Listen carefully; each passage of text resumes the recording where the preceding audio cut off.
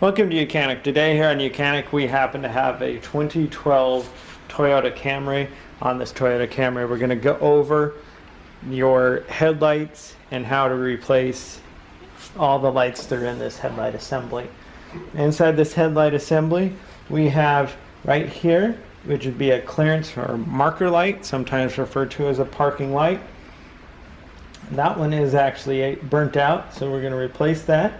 This one here is a blinker end clearance, so it's a double element bulb. It's inside of there to be replaced. This one right here is your low beam headlight to be replaced if you need to replace that.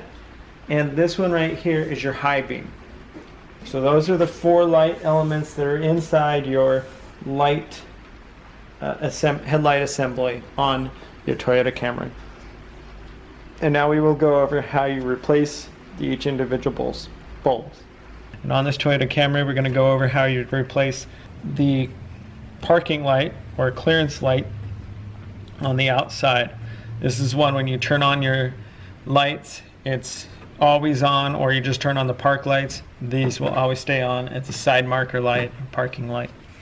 Right? So you're going to have to reach over here. Now the easiest way, you're going to remove the one that does the blinker and just pull that and drop it out of the way. And then you're going to reach in here and there's another connector.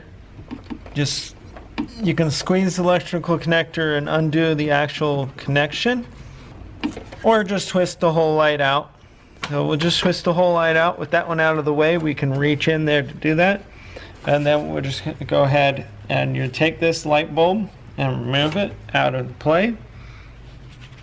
And this one is a 168. It's a 168 light bulb. And we're going to go ahead and get a new one and put that in place. So we got our new bulb. Go ahead and put it back in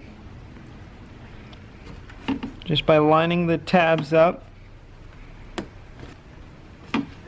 and lock it into place.